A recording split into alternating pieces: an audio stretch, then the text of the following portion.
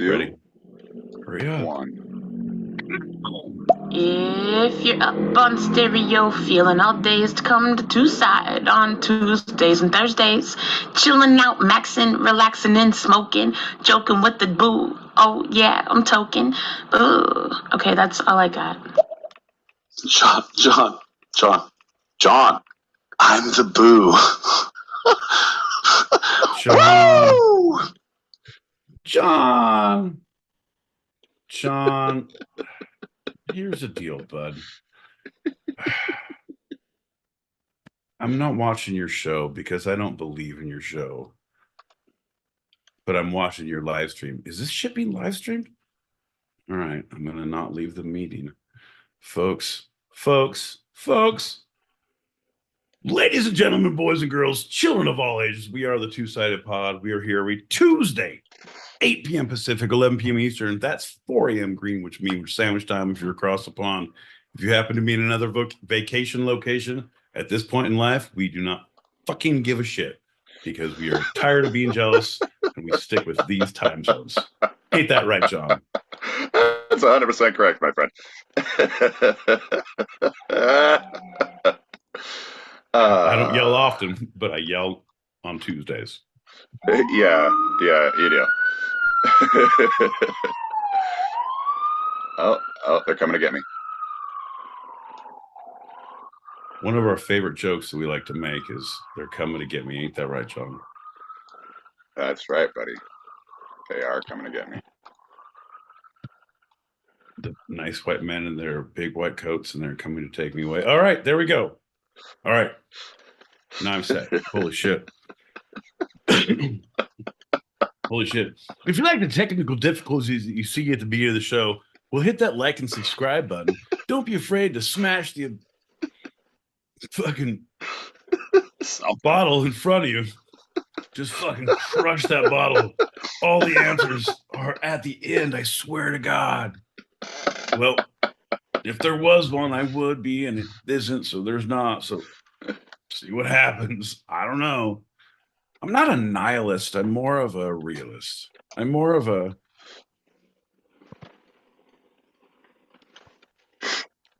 co-host on a great show, John, that gives me the soapbox that I need to just come a little bit crazy. A little unglued, they say. A little bit true. Ain't that right, John? Yeah, buddy. Hey, we had a little bit of a hiccup with our what is it? Giddy up in her hitch, hitch in her hiccup in her giddy up. Yeah, that went over well. Anyway, I think we should just do a shot, start the show, and move forward. On, Yeah, Tam, no, on. Yeah, Attica. Fuck yeah! The others are tired of being treated this way. You guys, if we all work together, we can make sure we don't get treated this way anymore on Tuesdays. 8 p.m. Pacific, 11 p.m. Eastern, 4 a.m. Greenwich Mean sandwich time. Shh, meet here next week for the next meeting. We'll talk quietly. Raise your glass, Sean. Okay. There's no, Cheers, everybody. no poison. No poison.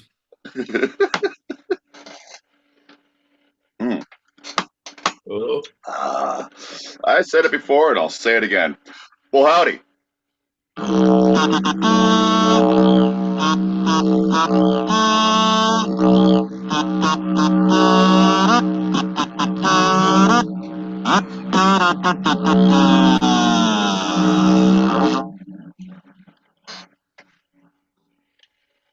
I'm John L. Peacock out in Brooklyn, New York.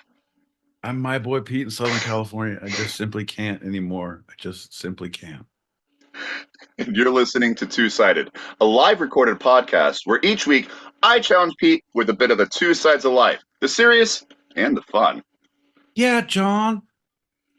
The you and the me, the no and the yes, the wrong and the right, the ebb and the flow, the push and the pull, the give and the take, the pad and the tie, the left and the right, the Pico and the DeGaio, John. The port and the bow. The poop deck and where I go to smoke weed and vomit, where no one knows where I'm on a boat that I'm having a hard time getting. John, that doesn't matter. I think what matters is that there's two sides to every Schwartz, and right now you're on the wrong side, bud. You're on the wrong side. I usually get this, the downside of the life. Speaking of the downside of There you life, go. my boy Pete, let's start with the general check-in. How you feeling?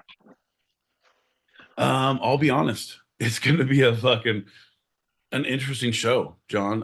One of the things that I stress in this show, right? I stress honesty. I stress full transparency. If you can't be transparent, what can you be? If you can't be an athlete, at least you can be an athletic supporter, you know?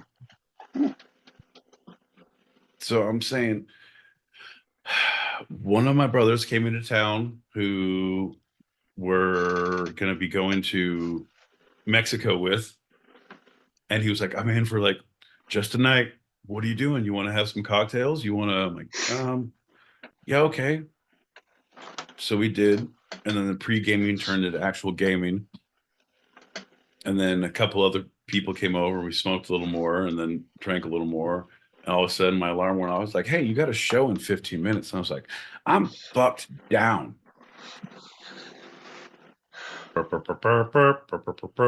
Feeling pretty good about the show. John, unless you didn't know, my boy Pete's here to play every time day. John, it's Tuesday with you and me. Come on, John, you know the rest of the words. Would you like to buy a ticket for me? It's a whole What thing. It's a whole. you look good, you sound good, you're articulate. I know that's not going to last long, obviously, but I'm saying you're starting out right. John, number one, you don't get to judge my path. My path rocks. It may not be the one of righteousness, but it fucking rocks. Number two, you wouldn't last a day walking in these shoes. Number one, way too small for you. That's true. Yeah, that would hurt. Number two, they take you in all crazy places. And number two, the math just isn't adding up. It's 2 and 2. And two makes it two-sided. Well, that's definitely going to lead us into our first lightning round. Lightning round! It's time to get down. Come on. Yeah! Woo! What's up, John L. Peacock? What's up, my boy Pete? What up, lightning round guy? How you doing? Oh, man, I'm good. Let me clear my throat. So, I don't know if you saw my post online, but man, I tell you what, my glamour shots that I did, lightning guy on the town, look amazing, John. I'm a force to be reckoned with. I didn't see those. Where did you post those? It was on truck stop walls that I did a little. Anyway, it doesn't matter, John. Could be a fever dream, could be somewhere, but it could be on the two-sided Instagram post that literally is just thinking about John, have you ever heard about the book The Secret? Yeah. It's great. If you dream about what you want, it will come. It's very Kevin Spacey. It's if you build it, cornfield will appear. How's that Kevin Spacey? Doesn't matter, John. I was dropped and considered innocent on all the charges that I was accused of as well. So it's like Theodore Herzl. If you will it, it is no dream. Man, if I think, therefore I am. Come on, baby. Anyway, look for my posts, John. Keep it up, baby. You're doing good work. Whoa, lightning guy out. Peace, brother. I didn't know he knew how to post. What's up with that? Well, I don't know. I think he went on vacation, got a publicist. He got a blowout, got a new makeover. I don't know, John. Wait, blowout. I thought he got something. Oh, never mind. Easy there, Tiger. Low hanging fruit. Don't be that fucking guy. Come on, bud. Be better than that. I said never mind. Yeah, but when you say I don't mean to say these things, so I won't. You just fucking said them, bud. Don't be that guy. We all see it. Come on. Well, speaking of that guy, anyone who's anyone knows that the first lightning round of the episode is always a standard Q&A. My boy Pete, are you ready for the questions? I do believe I am, John. I do believe I am. I believe I'm ready. I think I'm good. I believe I'm ready, just like my boy Pete should. It's early morning in the UK, but late at night in America. The thing we have in common, we're going to get dumb by listening to these questions. Well, first question, my boy Pete. What's your favorite fantasy novel? Fantasy, John. Ooh. Come on. That's like, don't be all fucking nerdy. You just like start like, hey, you guys want to nerd out on shit? You guys want to talk about D&D? Brandon Sanderson, the well of, it's a trilogy. It's a well of truth. It's like Harry Potter meets fucking Lord of the Rings meets fucking Airbender. Pretty badass. That's right on. Okay. Don't ask me questions like that anymore. Keep Okay. going. Well, let's move away from fantasy. My boy Pete, what's your favorite science fiction novel? John, that's fucking, oh, Jesus Christ. We're talking about books. Everything in life you bring to the table is aggressively off-putting. Well, folks, what we're going to talk about today in our serious segment is papyrus. You know, the stuff books are made of. Well, specifically, we're going to talk about footnotes. Have you ever been a footnote in a book? Well, John L. Peacock is going to tell you about it. That's a footnote. Asterisk, see below. John, that was my nickname back in high school. Asterisk, see below. But I spelled it S-E-A. Crazy time. It's weird. It's weird. It's weird how we relate on these levels, John. Weird. Science fiction book, John. There's 1984. Okay. Ooh, that's a freaking great one. My boy Pete, next question. What's your favorite young adult novel? Well, in accordance with Megan's Law, John, I'm not allowed to go in that section of the books anymore. So I'm going to take this moment to remind all the listeners, if you like what you heard, well, tell my parole officer I'm doing a good job. Click that link above your heads to see our YouTube face live here on the YouTubes in the faces. Ain't that right, John? That's right, buddy. Fair enough. Young adults, John, come on. Okay, you know what? Where the Red Fern Grows. How about that? Oh, man. Ugh. My fourth grade teacher, Mrs. Long, cried so hard at the end of that novel while reading it to us. Bitch! Pussy! Get her a body bag, Johnny! It's the first time I ever saw a human display public emotion in life. So there's that. Yeah, no, that's good. And we all get a peek behind the curtain of John Peacock's psyche that drives him to not use buttons. Too many buttons show too much emotion, and I refuse to do so. Final question. My boy Pete, what's your favorite dystopian novel? And since you said 1984 for your sci-fi, You can't use that one. I'll say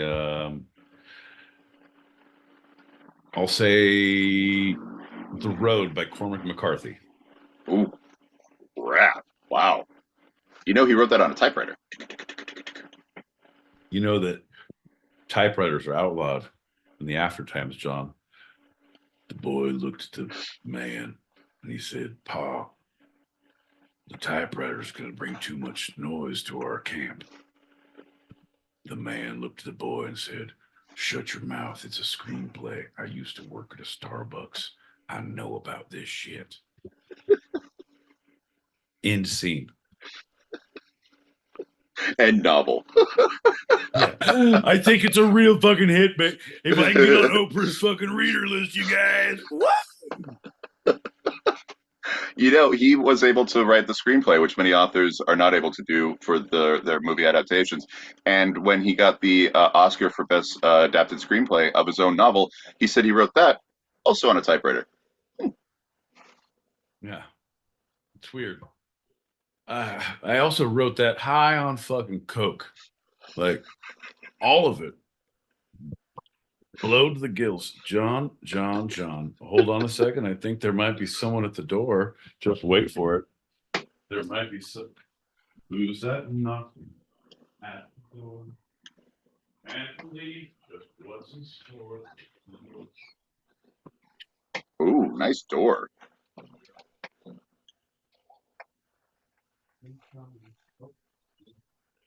Oh, no, that's scary people. I gotta go. Stranger danger. I need an adult. I need a young priest and an old priest quickly. Is there someone who can please justify my existence and protect me? All right, folks, and that's what it's like living in Southern California. All right, John. Beautiful sunshine, aggressive citizens. Well, let's pop that one packet and get into our first segment. Don't mind if we do, bud. Don't mind if we do.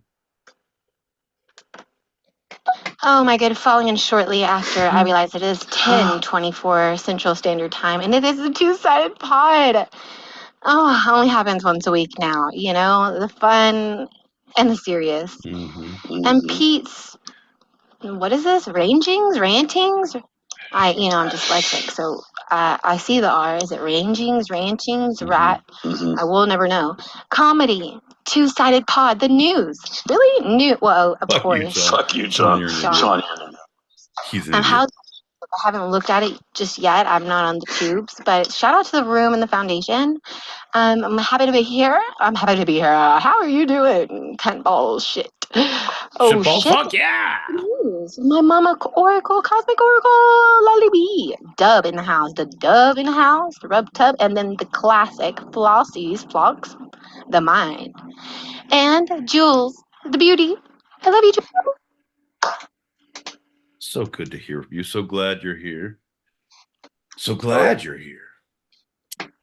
Also, every time you talk about John and his shirt, he fucking puffs up. Also, I like that Pete's Ranchings. Like I have a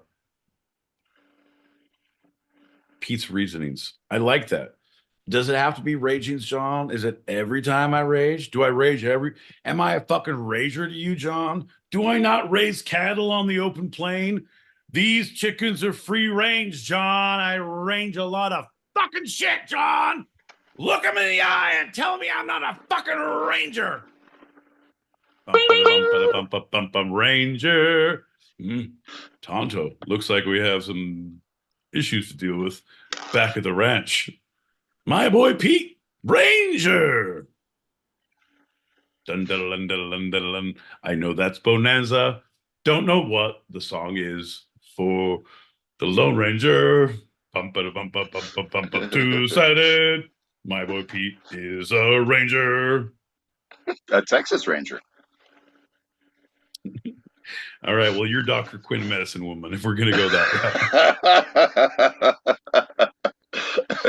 route. Speaking of Texas, we got one more, and let's get going. All right. Here we go. All right. What? No Nintendo the English. Spanish only, please.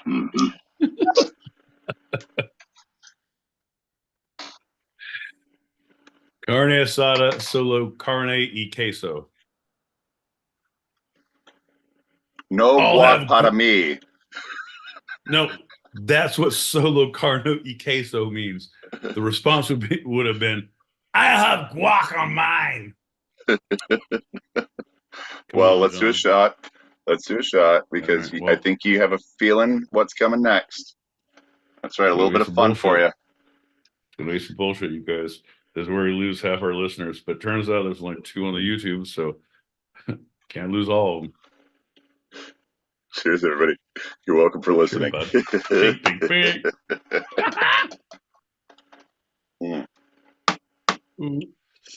Well, Pete mentioned 1984 being his favorite sci-fi novel. The Road being his favorite dystopian novel. We're going to talk about another in that same vein. That's right. We're going to talk about Fahrenheit 451. Well, number one, John, I don't know if it would fall into sci-fi or dystopian. I feel like that's what we call foreshadowing. But also, fuck books, right? Who likes reading? I don't, because I refuse to do research, John. So I'm kind of with it. Thought police, I'm with that too. Don't like to think about it. Don't show I do too much. Well, as my boy Pete pointed out, it's a little A, little B, little see you later. Dystopian novel that was first published in 1953 and is regarded as perhaps the greatest work by American author Ray Bradbury, and has been praised for its stance against censorship and its defense of literature as necessary both to humanity of individuals and to civilization as a whole.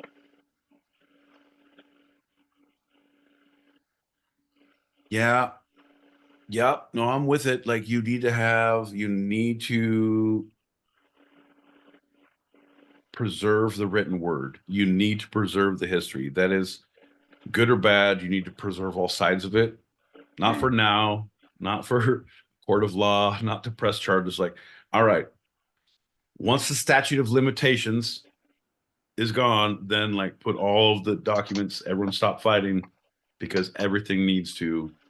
So all the books people are trying to fuck with now, it needs to be there. You need to have ability to see what thoughts are, what different opinions are, what history is, what the future could be.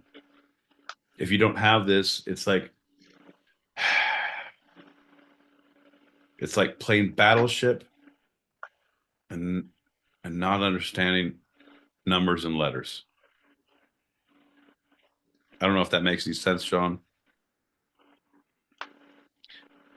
It's like playing it's like playing it's like going to it's like going to an orgy for a Boy Scout badge. You're not ready to party at that level. You don't have the skills to, no, not that. It's like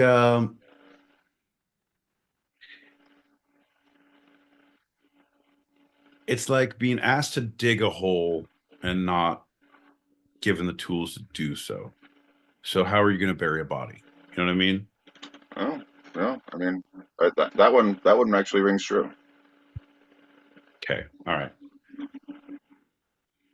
You need to have the answers. You need to have the questions. You need to have thought processes of people before, people after, people in the past, people in the future.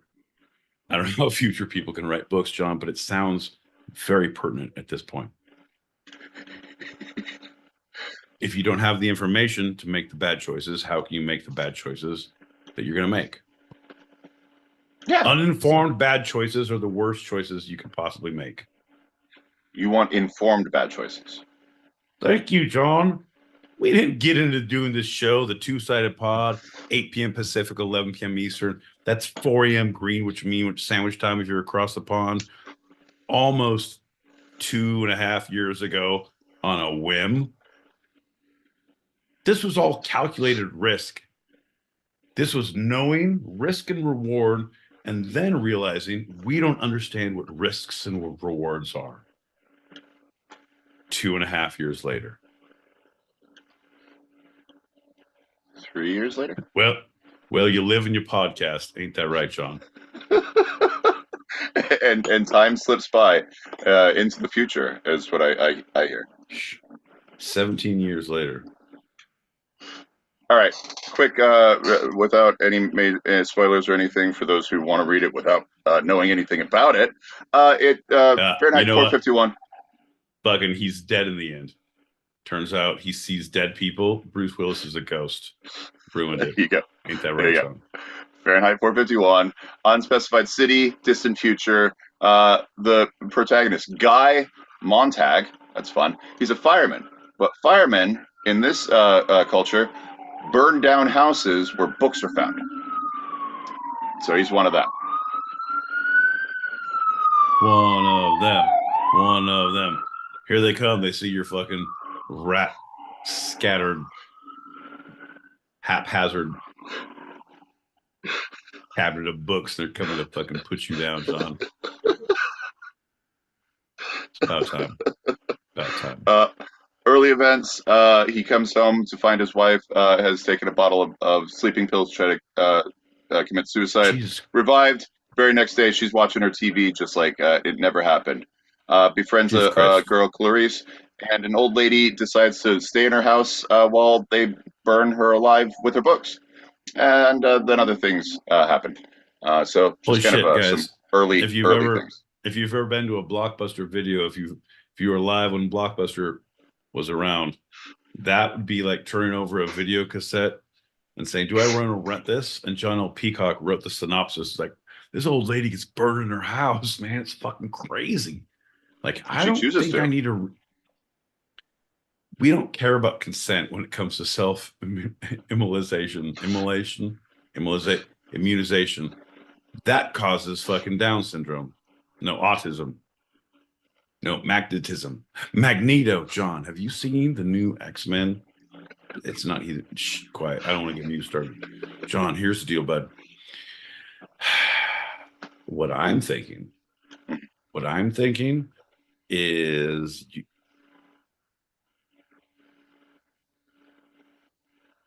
you should go ahead and give the spoiler because you've given everything else now. So finish the book.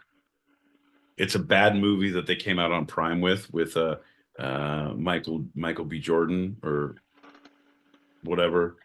But it's Fahrenheit 451. And they came out with a movie on it. Fahrenheit 911, Michael Moore? No. Michael B. Jordan? Yes. Okay. I haven't seen it. And it's, hey, you know the book, Fahrenheit 451? I do. It's a movie based on that with Michael B. Jordan on Amazon. But is he in Roger and Me? Or Bowling for Columbine? John, you simple bastard. Fuck your couch in so many ways. I may be drunk. I may be a dumb person. But I stick to my guns when I fucking see movies, John. I will not be swayed by your fucking influence. Well, a much better classic film adaptation is the 1966 Francois Truffaut's Fahrenheit 451. Francois Truffaut. Did they have books in it? Was it about fire? Francois Truffaut. Did it have subtitles? Was it bullshit? No, it was his only English speaking film. Only one he ever made. Look at that. That's why it wasn't good. John. He succumbed. You don't succumb. Never fucking apologize for who you are. Ain't that right? I don't think Ain't that right, John? I don't think him doing a film in a different language is him succumbing and or apologizing.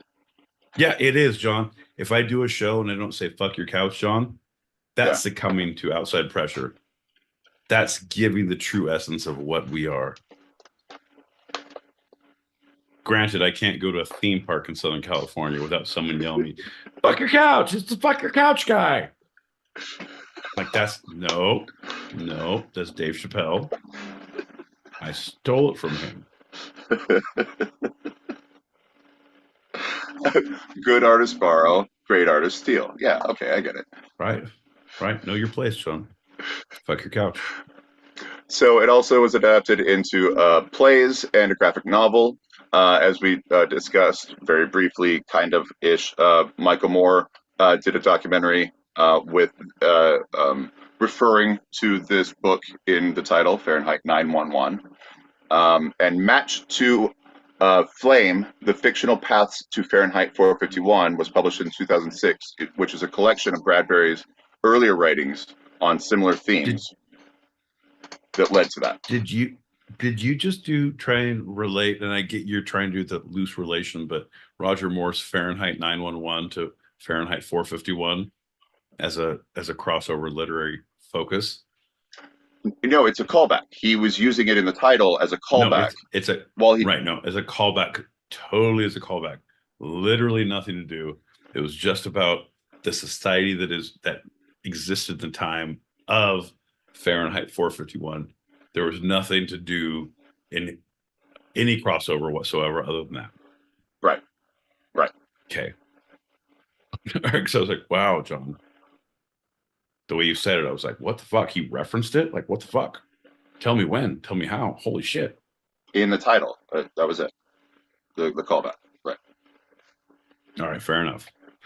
All right. We're going to go to the judges. All right. They're going to let this slide. We're going to let this go. Keep going, John. Good job. So it still resonates because books censorship has never gone away. And Ray Bradbury says that one of the main inspirations for Fahrenheit 451 came when he was walking with a writer friend and, quote, a police car pulled up and the policeman got out and asked us, "What are you doing?" Bradbury explained that they were walking. He said, putting one foot in front of the other. Smart guy, huh? Yeah. John, apparently you don't have to know what the cops want to hear is being sexy, officer. What are you doing tonight? And that gets you out of a ticket and into a free dinner at the patrol house. Well, you're correct because the policeman did not like his response of putting one foot in front of the other. And he said, "Don't do it again." Oh, well, I guess I won't walk. Hey, I'll give you a reason to walk. John.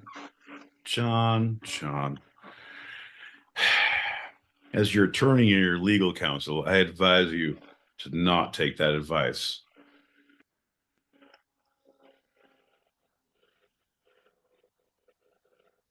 Is that it? That's the only counsel you are giving me, to not take that advice? 100%. Whatever I say, or whatever they say, don't do that. All right, so he was put into such a rage that he went home and wrote a short story called "The Pedestrian," imagining a time in which everyone who walked was considered a criminal. It starts out with, "Hey, I'm fucking walking here," said Joe, the normal pedestrian on his day to work. He had evaded 3 patrols thus far, but the streets were barren and his heart rate was up. His pulse quickened as he near the intersection of 6th and 44th. He said, "I've never been here before, but hey, I'm fucking walking here." To the left, he glanced. To the right, his eyes shot. All clear. "I'm going to go," he thought to himself. Spryly, he jumped in the street, 1 foot in front of the other. Slowly at first. Once his confidence grew, gaining pace, gaining speed. Then all of a sudden, "Hey, where are you going? This is a fucking street. Get the fuck off, fuck pedestrians." Oh, shit, he thought to himself. I better get off the street. Well, folks, that's just another day in the life of pedestrians. I did not know you memorized that entire short story. That's it in I'm its saying, entirety. Wow. Great job. Great job, Michael and Pete. you don't think that I'm a literary enthusiast? You don't think that I pick things up just to make fun of you? Yeah, I fucking know how to conjugate things. I learned it just to fuck with John. Yeah, I make my own vitamin D now. Took me 17 years in a goddamn lab. My body does it too, John. Fuck your couch. Hey, guess what city that's not very pedestrian friendly did he encounter that cop who asked him what he was doing and was pissed that he was walking? You're going to want to say New York, but it's all the people know it's Chicago, but it's actually based in New York. Los Angeles. LA, baby. You don't walk anywhere. As the LA story told us by Steve Martin, you drive your car from one house to the next, right next door. You don't walk, you drive. Well, the whole thing, John, you don't have the energy. It's all a keto diet out here. All the grains and nuts that people eat. You sustain on dates and figs. There's no way you could walk. Your energy levels are so low. If you eat bread or a steak, you could be a pro wrestler here. Just have that extra carbo load and a little protein boost. It's great. Or a home invader. Uh-huh. It's great. Great for walking. Highly recommend. Great for walking, home invading. Have a steak. Fuck your dates. Welcome to California. Ain't that right, John? So, a couple of the context things of the early 50s. So this is Cold War era, post World War II, bomb era, McCarthyism. So high censorship. Yeah, one of my favorite, John. You say blackballs, I think of McCarthyism. I don't think of fucking your search history at Pornhub.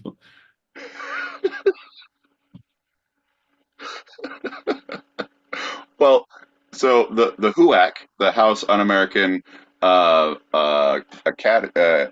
Un-American Commission, was in full swing against writers. Right? It was targeting many famous writers, calling them all communists. It was yeah. The whole thing, John. You got to look McCarthyism. At that point, there was the Red Scare, and so Red Scare was that communism was infiltrating in all of our places. So we had to hunt out anyone who had the communist leaning ideals or thought processes, so people would name people, and like you talk some way at the water cooler, all of a sudden you're blackballed and you're put on a list, and McCarthy would read a list, and then you can't work in the city. That's where blackball, the term, comes from. It's not from John's adults only fans friends of blackballs.edu comes from. It's not that. It's educationally says it says edu fucking follow, like John. Still the content, but the content. Speaking of the content, in science fiction, the dystopia became thank you. Dystopia became immensely popular in the 50s as writers protested against what they saw as overwhelming tide of conformity and cultural emptiness, typified by mass market television and other powerful forces in the post-war world. The Cold War causing McCarthyism, as we've been talking about, with books, and they consider that cultural emptyism. Cultural, you said cultural emptiness. Yeah. Oh yeah, it John. destroyed the arts. That the 50s was sterile in America. We did very little great things artistically in the 1950s in America. Right, but no one used a condom because we were all sterile. There you go, bud. Like leading a horse to water and making him drink. Fucking making him drink. So, with books being added to the banned books list seemingly daily, and with parents calling for more censorship in schools, governors taking it a step further and banning teachers from saying the word gay in classrooms. Yes. And a Supreme It's Court gay, that may John. actually decide sitting president is exempt from all laws of the land. This book rings just as true today as it did in the censored 1950s. Here we go, John. It's pretty gay. Gonna have to arrest you. Say that. We can still say it in schools, right? I mean, not the other way, yeah, but the way you're saying it, yeah, the offensive way. Yeah, come on, bud. This is America. Jesus, that's a bullshit. Like the thing is, I'm not trying to get political, John. There's no place, there's no time to get political. No one wants to hear about your political views or mine, although we constantly goddamn do hear from both of us. None of us want that. I don't want it. You don't want it. Lord knows the people don't want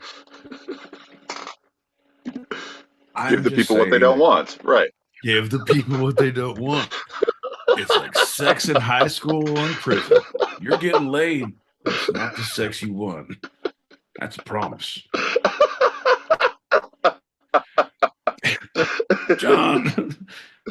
John, what I'm going to say here, I just feel like we are all too stupid as a people, and you can't blame people. You can't blame fear. You can't, because as much as you hate your brother, you hate your person, you hate the neighbor, you hate the person who's on the opposite side of whatever idea is. You have to realize they're in their own fucking world. They're having their own fucking movie, right? They have their own thought processes. They have their own vacuum of influence and of people and just existence of what they're trying to get through, right? Yeah. And yeah. If they're exposed to everything you are, yeah, you can be like, all right. I guess some people just don't get it. But there's good and bad, and we can debate all we want on which side of that is. But there's a good thing to do and a bad thing to do. The reasons for it, the reasons not to. But I feel like, man, just do good. Just do good. Don't fucking shit in anyone else's cornflakes. Try and help people who are having a hard time, broken down on the side of the road, and fucking take care of you and yours.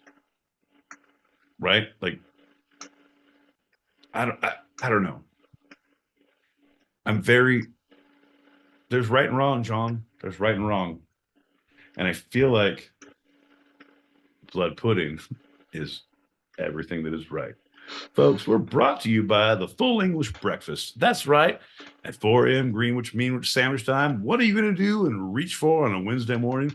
Well, a full order of blood sausage and the Two-Sided Podcast coming to you live on the stairs, streets, and the YouTubes. Ain't that right, John? Pudding da. That's right, folks. We pour strong drinks here. You can get the full Cosby treatment with your blood pudding and your. You did it, John. I'm just yes-anding. Well, you said sausage. I just wanted to correct it slightly, so I did. I found a way in. Found a side entrance. Very Cosby of you, my friend. Very Cosby. Oh, there you go. All right, grab that packet to pop, and let's move on from this. I need you all to move aside. That ambulance was coming through. There's going to be a fireman coming by soon. Hughes Lever didn't get a shout out. It turns out he set the building on fire behind me. We're going to have to hear this echo. This guy, I'm saying, you can't trust Muse. He is a fire starter. He is a fire starter. There you go. Speaking of fire starters, that is definitely going to lead us into our next lightning. Get down! Come on! Yeah! Whoa! What's up, John L. Peacock? What's up, my boy Pete? Hey, lightning round guy, what have you been up to since we saw you last? Well, I was going through my glamour shots, and I did a photo shoot at Sears and at JCPenney just recently, and I think I'm looking pretty good for all the miles I put on my pod. I don't know, John. I think it's looking pretty good for me. You're Nice, just looking man. good, bud. Nice. How many miles have you put on to said pod? Well, a lady never asks and a gentleman never tells, is what we say in the business. Oh, are you dyslexic? No, I'm all that is man, and you are the feminine proposition in this situation. Okay. Yep, you got me there. Hey, you've been Rock reading. and roll, baby. Whoa! Anyway, I have a short story coming about it. You guys see my back cover photo? You're gonna love it. Anyway, lightning guy out. Gotta go meet with the publisher. Whoa! Good luck, brother.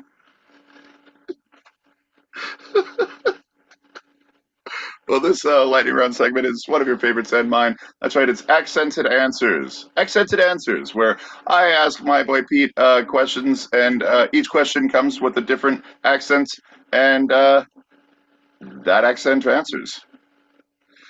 Well, and it's pretty much self-explanatory. If you guys don't catch on by now, well, fuck your couch too. Ain't that right, John? That's right, buddy. Here, cheers. Yeah, let's do a shot because it can't go any worse than it already is. Hey, bud, here's to you. Hey, cheers, everybody. You're welcome for listening.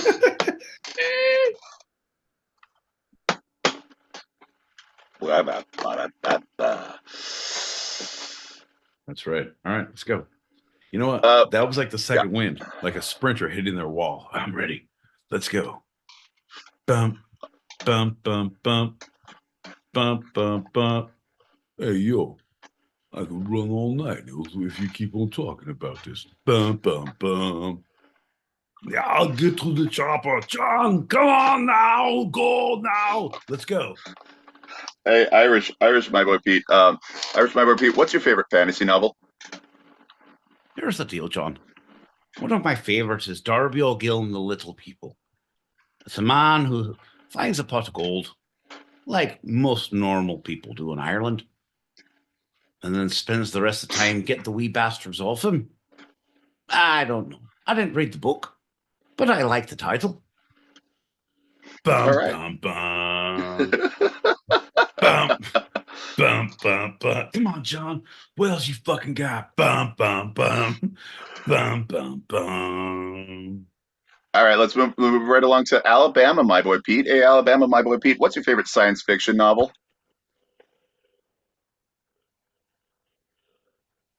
I mean, I'll tell you what, Alabama, my favorite science fiction novel, it would have to be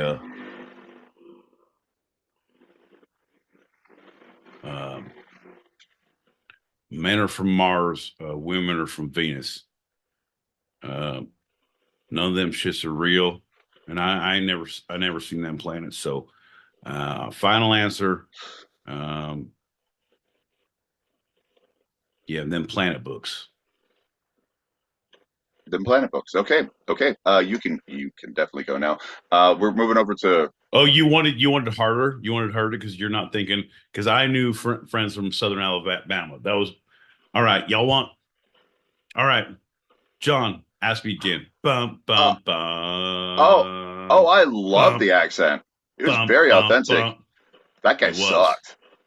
Bum bum bum. Bum bum bum. Ask me another question, John. I will tell you no lies.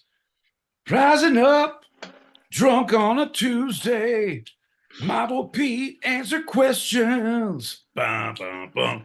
John L. Peacock says the things in the questions and the accent no one cares about. Come on, John. It was. Come on, John. You know the rest of the words. Tell me that. Bum bum bum. Bum bum bum. Shh. Everyone's snapping now. In the music video, we're all on our knees. Bum, bum, bum, bum. Bum, bum, bum. That was just syncopation. Bum, bum, bum. Russian, my boy Pete. What's your favorite young adult novel? Oh, here's the thing, Johnny Peacock. In Mother Russia, we do not have novels for young adults. There are novels for people, and there are bullets for those who do not read. I misspeak as potatoes for those who do not read. You peel potato. Anyway, have you read War and Peace, John? Oh, great. I was in 4th grade first time. It was the best of grades. It was the worst of grades, John. Oh, wait. That was 4th grade. I'm forgetting. That's a tale of two-sided right there. You say tomato, I say tomato. Bum, bum, bum. Bum, bum, bum. For our final question, we're going to go to Southeast London, my boy Pete. That's right, Southeast London. You might have heard that earlier. Oh, Southeast. Well, is that in the northern part of London? Turns out I don't know what that sounds like. So what I'm gonna do is I'm gonna fucking commit. Ain't that right? Bum bum bum. Rising up, doesn't know the regions of the UK or America. We might Gonna know someone who commit just now. returned to that area. Thinks he's posh now, it's cool. Doesn't know where his friends actually live. It's the two-sided podcast with the John L. Peacock. Never mind him. It's also my boy Pete. Yeah. Fucking yeah. It's a two-sided and we're gonna do accents. And the question is past Southern London. What's the question? What's your favorite dystopian novel? Oh, John. I would have to say my favorite dystopian novel. I don't like the face you're making. It would have to be The Queen's Gambit. I wasn't a fan of the title. I don't like the game. And I think abusing pills is downright horrible. Anyway, pop, pop, tip, tip. Cheerio, I'll be in the corner eating blood pudding. Bum, bum, bum. Whoa! You guys! I don't know about you, but I'm putting that on my goddamn resume. The next time I was like, what have you done good in life? I'm pretty sure this clip is going to sound a lot different in the morning. But right now, dun, dun, dun, you're welcome for listening. Ain't that right, John? That's right, buddy. We got 3 packets of pop, a little bit of drink to spit, and a show to wrap on up. You know what I mean? Wrap it Here up. we go, bud. Here we go. Whoa! My boy Pete, Whoa! John L. Urindick. This guy. What's going on, Squirm? I want to say hello to the Foundation, Julie Prunes, Cosmic Orgo, Country McShitballs, the Mind Fox, Lolly Be Good, Muse Louvert. I'm going to say hello to myself. Hey, how you doing, handsome? What's up? Look at that guy. I'm saying hi to the man in the mirror. What's up, 1 million? I think I look pretty good. Fuck yeah, you do. Okay, John, 1 more, 2 more. Here we go. Rising up, rising the sea,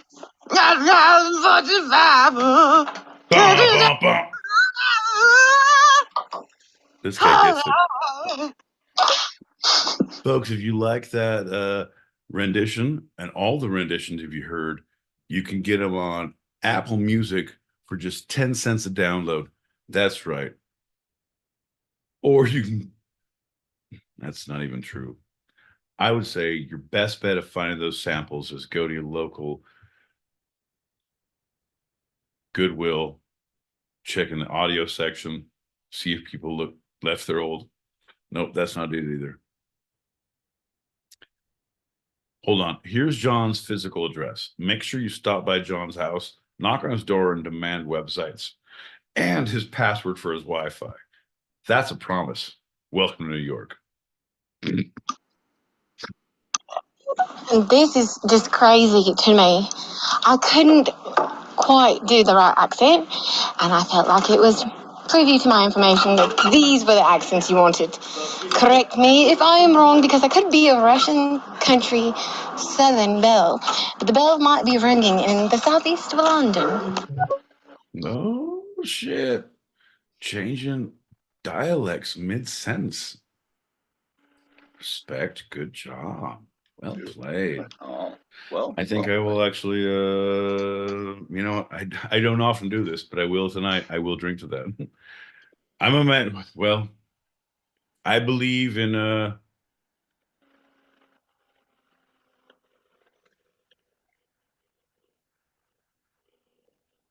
don't believe in the Beatles. I just believe in me. Okay. Cheers. To me. To me!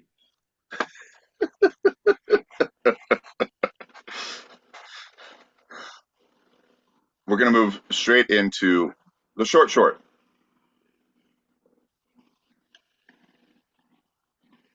Just do it. Just don't talk about it. Don't say what it is. All right, start an alarm. Here's 2 minutes. Start a thing, start a topic. When the alarm goes off, we're going to stop talking about it. John has picked this from the annals of history, from the annals of society, from the annuals of yearbooks of years past. John, let's put those 5 minutes on the clock. I can't wait to see what the alarm is. And after you read that question, we're going to start debating. And God damn it, sir, I hope you brought your debating pants. Because I'm in for a penny, I'm in for a pound, John. Well, as everything, also it's a single source. And this is from an Amy Siskin post on Threads of Instagram. Quote. Right, I love Threads. Anything on Threads is good. Oh, yeah. Oh, thank you for reminding me. Hold on. Before I put up, so this is called "Wake Up, Sleepy Dawn," and wake up, sleepy John. It's a Tuesday for podcasting. Gonna two-sided Tuesdays, 8 p.m. Pacific, 11 p.m. Eastern. Don't you know? Come on, John. You know the rest of the words. Oh shit. quote, playing with "Wake Up, Sleepy Dawn" along the Hudson River in NYC this morning. Stormy Daniels is testifying, so he'll want to be awake, with 2 different laughy face emojis. And then finally, womp womp, period. End quote.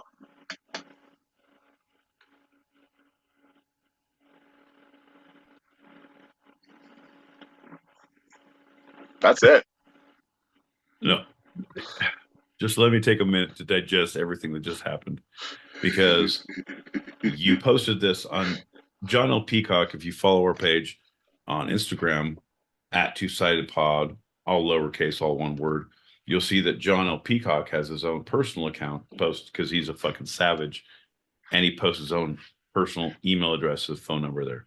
I highly recommend getting in there and following that shit.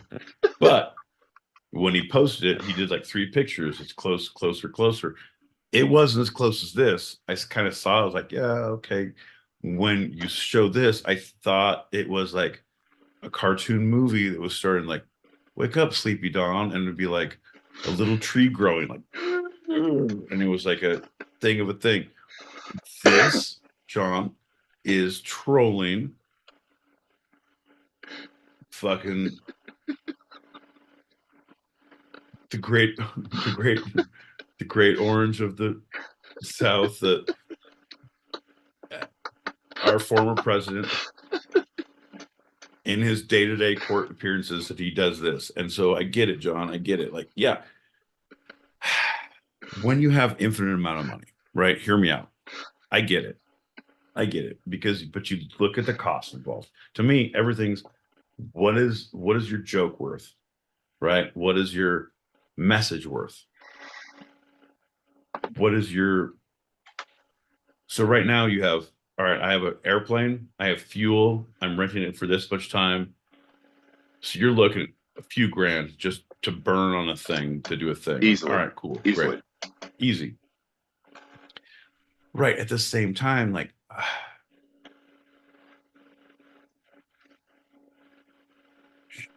would I buy a cow's tongue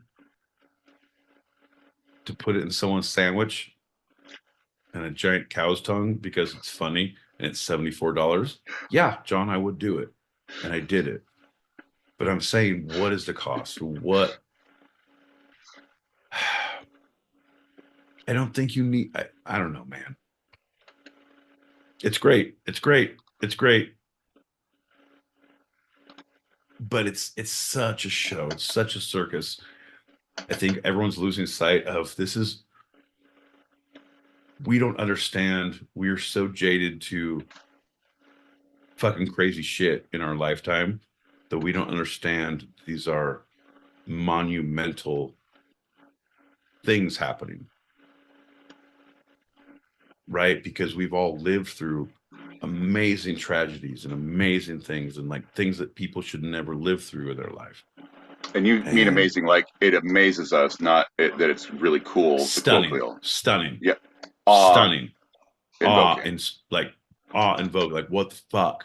Like, yeah. I can't understand. I can't comprehend. I don't. And we've become jaded to all of these. Well, this is the first. Well, this is the first. Well, this is the first. John, I'll go on a limb, and I blame, number one, Joey Chestnut and his hot dog eating ability, because every year he breaks his record, and every year I'm awe-inspired. I'm like, it can't get bigger than this. And every year it does. And I say, I don't understand. But somehow it becomes jaded, like, oh, this motherfucker is going to eat 400,000 hot dogs. Okay. You can't believe it, but you believe it. You are, it's the boy who cried wolf syndrome. Like, there's no more shock of the things that happen, right? Oh, there's a fucking riot. Yeah, of course there is. I can't believe it. Yeah, I can. There's a fucking shooting. I can't believe it. Yeah, I can. There's a fucking, oh, here's a abuse of power, embezzlement from politicians. I can't believe it. Yeah, I can. Whatever happens now, your instinct is, I can't believe it. Yeah, I can. So we're just so jaded. That's why I got out of the porn industry, John. I was just like so jaded. But that, John,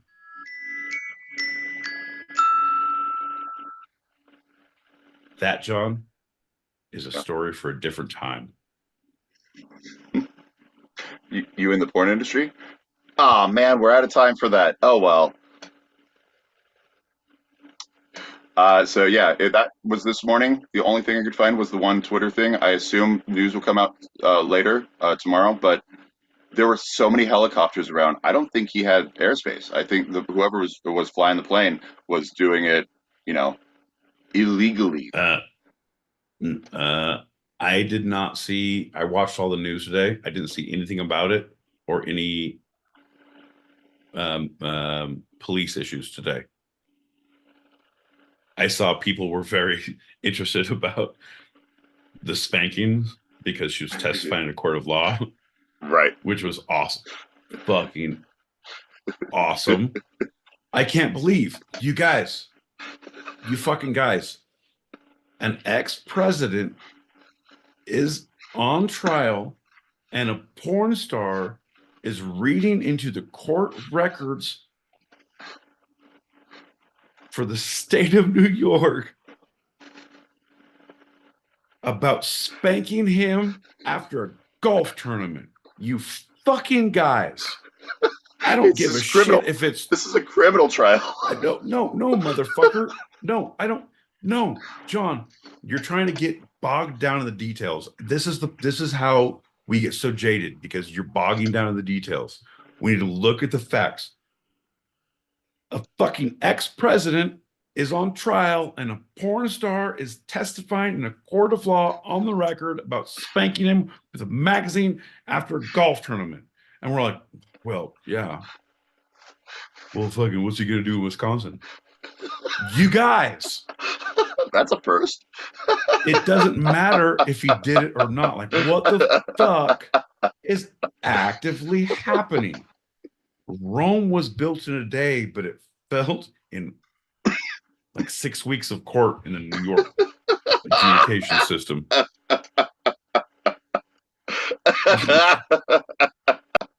We got a couple packets, but because we're so efficient with this one, so ahead of time, I'm going to say a part of the script that I've not read in months. There's more two-sided John, out there. again, I want to shake you like a baby. Remember, we don't talk about what we're going to do. We do what we're going to do. Well, I'm not going to talk about it, but I'm going to go ahead and talk about it. But there's a little more that I was going to say. I'm not going to say it, but I'm going to say it. Anyway, there's more two-sided out there. We are currently recording each episode of the Two-Sided Podcast live on the Stereo app every Tuesday, starting at 8 p.m. Pacific, 11 p.m. Eastern, which is also live streamed on our YouTube channel, handled at Two-Sided Pod, TWO Sided Pod, all one word. We are on Patreon, Instagram, Twitter, again, at Two-Sided Pod, same handle. We also have Gmail for anyone to suggest a topic or to come on to our Tuesday open chat stereo show, The Green Room, which is twosidedpod@gmail.com. And finally, our posse has gone viral. TWO-sidedpod@gmail.com. That's TWO-sidedpod@gmail.com. John gets the sugars in him and he gets all hibbity-dibbity and goes talking too fasty. We'd love if you follow and rate us. And while you're rating us, you might as well give us 5 stars. It doesn't hurt you. It only helps us. And also subscribe and hit that alert on YouTube. We thank you kindly. But you know what they always say, John? You can't rate the willing. Hey, let's pop those packets. You didn't even buy into that. Some bullshit. I try my best.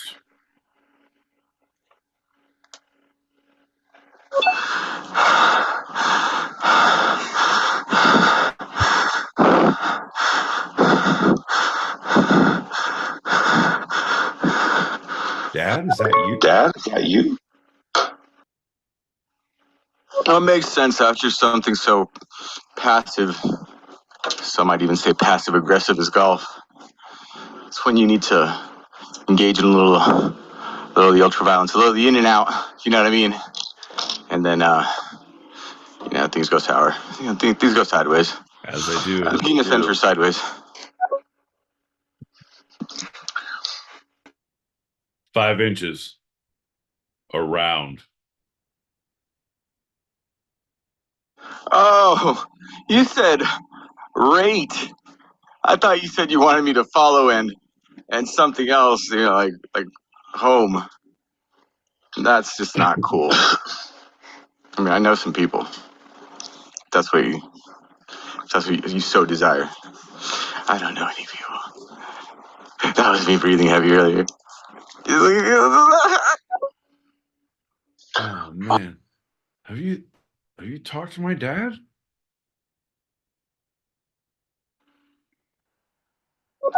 I'm not gonna lie to you, I was genuinely scared to leave a message because you guys don't play them. But then I listened This fucking guy. so it's like, yeah, let's see where this goes. Oh, you motherfucker. Welcome to the party. You want me to hold your fucking purse while you cry in the car? Fuck your couch. Number 1, when you're here, you're family. Number 2, as family, shut the fuck up. Bro, I told so many people last week how proud I was of fucking with you because you, my friend, made the mistake of saying, like, I'm just trolling you now. Are you playing all of these messages? And as soon as you did that, none of your fucking messages got played. And it became the best bit I think I have done in 4 months. Look it up. Watch it on YouTube. I'm a goddamn fucking artist. Look at it. I'm like my left foot of fury. I paint with my toes. That's all I can. It doesn't matter. But hear me out. Yes, I will always play your messages, brother. Welcome. I missed you. Where have you been? But don't get all fucking crazy. If you do, you're part of the joke. And if you can't handle it, I'm going to come to your house. Fucking, we're bringing blood pudding over. John will be there too. I'm going to stay on your couch. Yeah, it's going to be a fever dream. You're like, do I have fucking the pox? Yeah, you got the pox, bitch. Welcome to the party. Missed you, bud. Where you been? Now that you've come out with this confession, and it's understandable. It's funny as fuck. Touche. It's That's funny what I'll as say to that. Touche. It's funny. Fucking shit. It's funny as fuck, brother. I know you would take it. I know. I thought you figured it out as soon as you said it, and I was cutting you off. Like, are you cutting me off? And it's like, anyway. I feel like the two you said, like, wait, are you not playing my messages? I feel like you were. Anyway, doesn't matter. You're in now, and I feel like you're good now. If not, we're gonna talk about it at the family reunion because you're gonna come to the family reunion. That's happening, right? You can bring potato salad. I like mustard in mine. On that note, two things. Actually, three things. One, get your shot ready because we're about to have a shot. Yep. Two, Yep. thank you so much for giving us a little levity right before we get into the serious segment. Thank you. And I think that was it. Nope. Then okay. Nope. That's three. We're not going to play any more of your messages or anyone else's until we go into the green room, which is in the same space, both in YouTube and on stereo. So if you leave a message, just know that it will be played after we finish this I'm sure it's going to be pretty brief segment and finish the show and go into our 100%. Green room in the same room. 100%. Three things on this. Number one, I don't like the way you've been looking at me through the Zoom, through this show. I wasn't talking to you.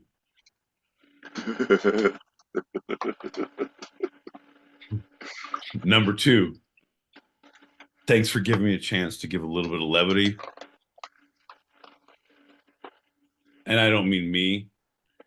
I'm talking on behalf of me and Muse Lover because together we did it. And you were so negative. I feel like it was really easy to come in funny. And number four, yeah, we're not going to play your messages, but you guys can log into YouTube. If you click that link above your heads right now, you can go on the YouTube and you can type messages. And I'll aggressively be trying to derail John with things you say. That's a promise.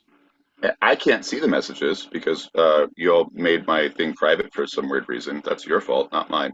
But Pete can, so just throwing that out there. Oh, also, and there's something about I did a shot while you were waiting. Anyway, neither here nor there. Raise your glasses, folks. Lower expectations.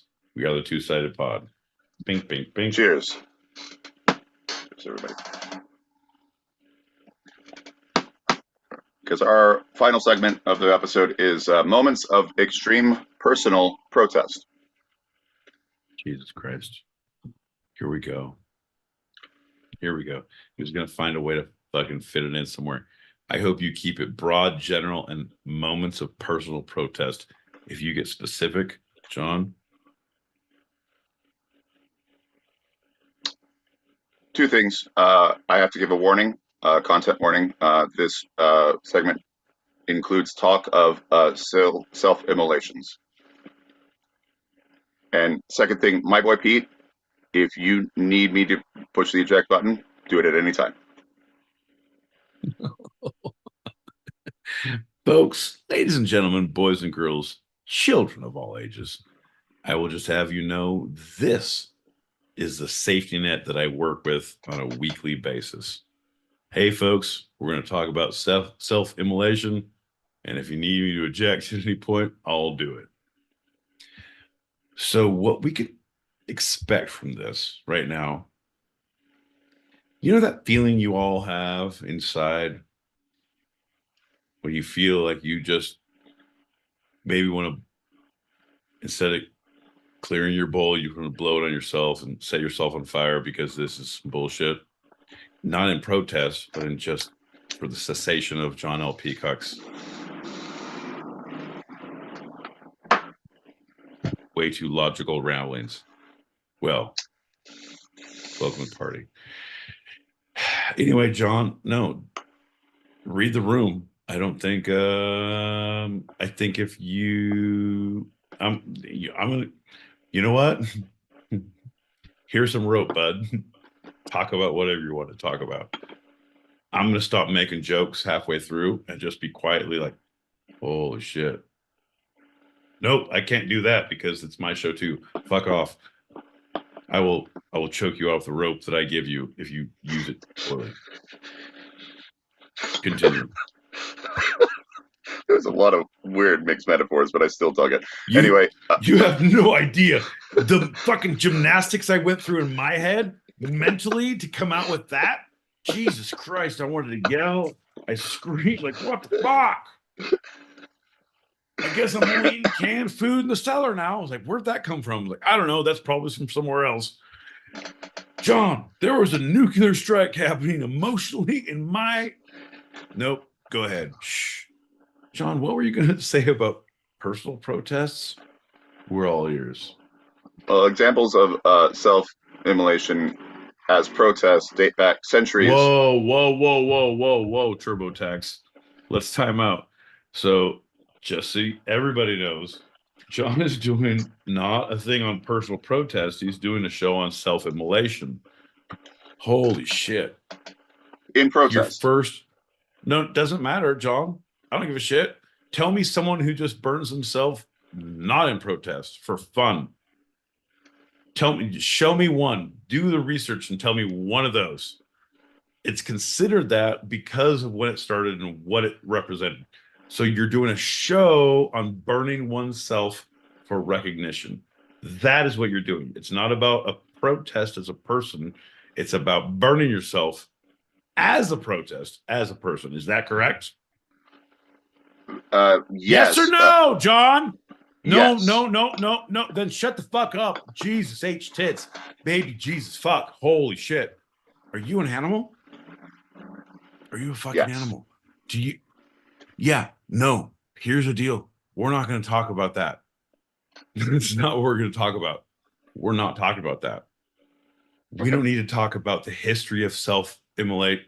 If you want to think about it, if that is a thing, because it happened recently and John likes to hear about the news fucking a month after it happened from his fucking patrons on the boat who are just coming in fresh from America and telling him the news of the day. April 19th. Yeah. Doesn't matter, John. What day is it today? Less than a month. It's May 7th. Right. So John figures out a few weeks later when things happen and hears from someone else and wants to do a show about it. No, if you want to read about it, look it up. It is too much. If you want to talk about the protests, which you tried to do last week, I would say do that. But if you want to talk about the most extreme type of protest and you're going to try and talk about, because the mindset, John, that's open a slippery slope that is not something that I personally want to listen to you talk about. I don't want to make jokes about. I'm literally not making jokes right now. I'm like, this is, wow. Hey, what's funny about this? What's funny about this is John doesn't learn a fucking lesson. After 6 months of doing this podcast, we started on April. No, it's been 2 months. And John still doesn't understand. And he still doesn't understand at this point, too. I'm thinking... Eject.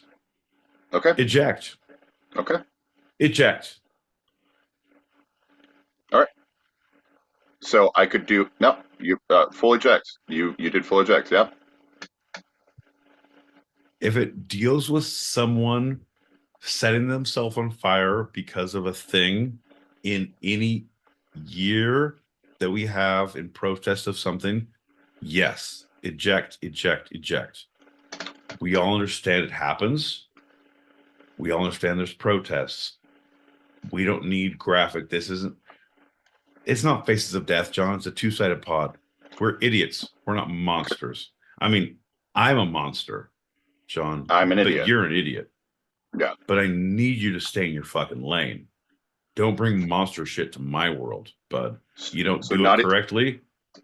You don't do it correctly, and it's over the coloring lines when we show your pictures to the therapist. Not even the first in 63. Not even talk about anything. No.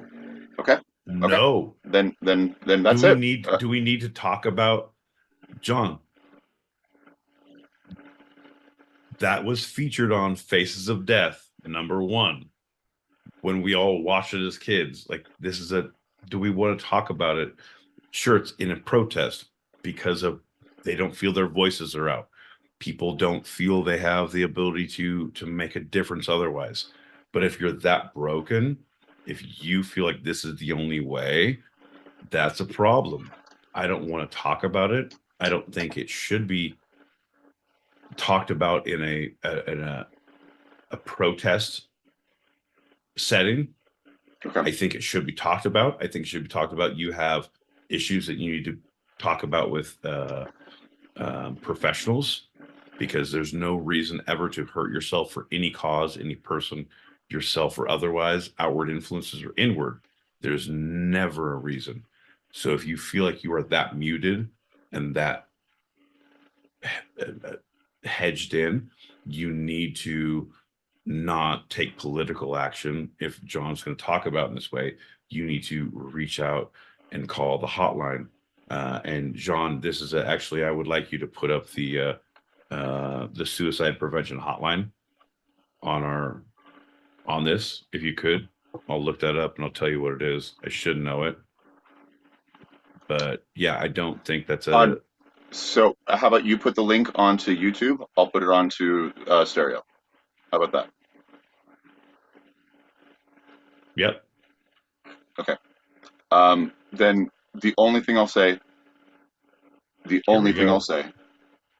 is that for centuries, Buddhist and Hindu monks have used this as a form, and it was where it kind of originated as a form of protest. That's it, for centuries. So no specific examples, but this is related back to a yeah. That's it. That's all I'm going to say. Again, that's great, John. So here it is, and I think it's in all the US, it's 988. You can text it, SMS 988. You can call it SMS 988. But that is the hotline. But there's no reason to protest, Buddhist or not. I like your fucking robes, big fan of them, but use your fucking words. Use your phone, call 988. There's no reason to take measures that are unstoppable for situations that are temporary. You need to, I know it's difficult, but there's no reason to do that for anything you believe in. Okay. Yeah. Sources. No, very much. Yes.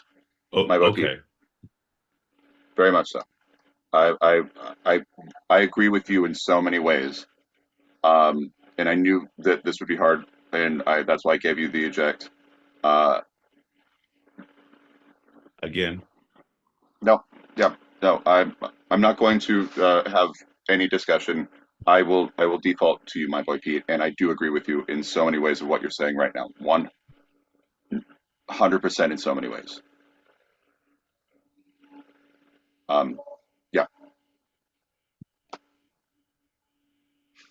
All right, John. Well, I'm glad that you can bring the fun and the serious to everything we bring to the table.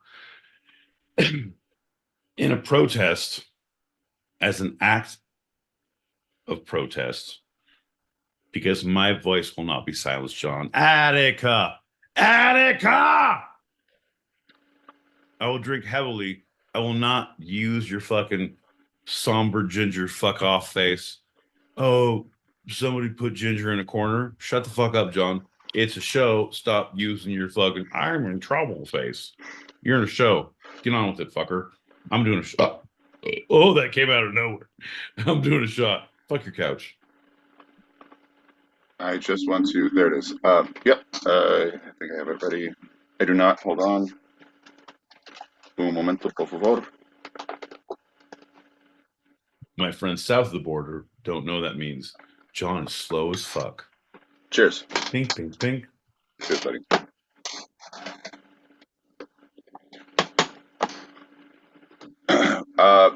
The sources for this episode of Two Sided, I'm going to go to this segment first because it was mostly from University of Oxford sociologist Michael Biggs, who studies suicide protests. So, yeah. For the first segment, The Guardian, Britannica, and Washington State University, and for the short threads on Instagram. That's awesome, John. My sources have been day-to-day living, understanding human society, reading the room, and not being a monster when it comes to fucking topics, bro.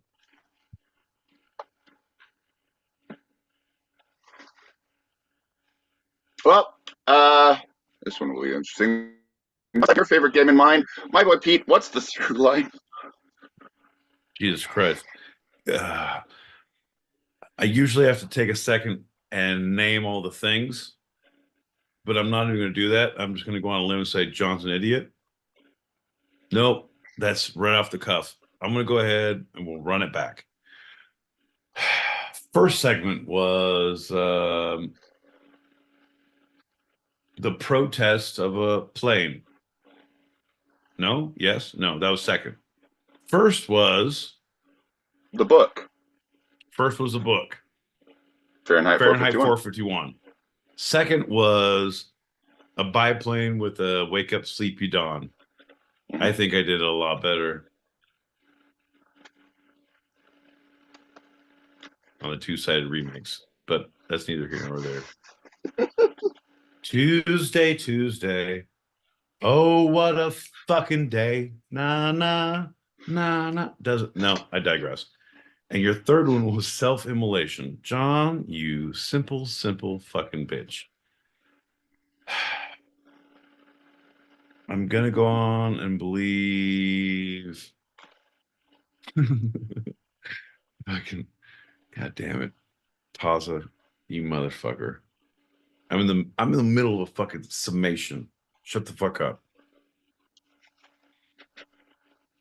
You did hear him talk to himself, right? Okay. Go ahead. I was just telling everyone that they all heard you talking to yourself and responding to yourself because you didn't give any context to what was happening to me or anyone. Yeah, fair enough. But anybody who's watching the YouTube knows that Taza is putting things on the YouTube chat that we said that we'll respond to that people can't. Oh, if you're on stereo and you're trying to do messages, we're going to play those later, but not now. Fuck your couch. If you go on YouTube, you can type in, Taza's worrying about the calcium levels is fucking reef tank. You guys, there's serious issues afoot, and we're going to get to all of those. But John, here's the through line. Is that protests mean nothing. It's the impotent screamings and pissing into the sky of one who has no power or place in the world. It's yelling into the closet and hoping the world changes at your whim. That's right. My boy Pete, it's protest takes many forms. All right.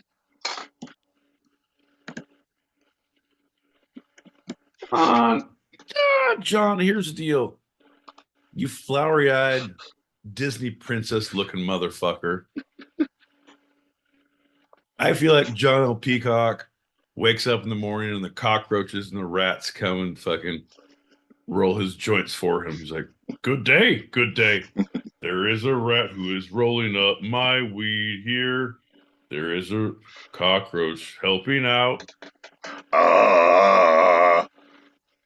I'm gonna do a shot and then hit the pot. And then I'm gonna smoke this pot they rolled. John, you're the worst fucking Disney movie there's ever been. Hey, you guys like fucking princesses? Well, wait till you see John L. Peacock. Fucking Disney's doing all sorts of weird shit now. John L. Peacock's gonna be the next Disney princess. Hey, he's a Brooklyn troglodyte who doesn't know any better. But one day he's gonna find the shawarma sandwich that fits his belly oh so perfect on the way home from a Broadway show. Could be this day I eat that sandwich. Could be, who knows? It is quite right. I said, hey, give me extra sauce that is the extra red and also extra white. Shawarma! Hello, John. Welcome to the block. What do you mean, welcome? I live here. Okay, John. Fuck off very much.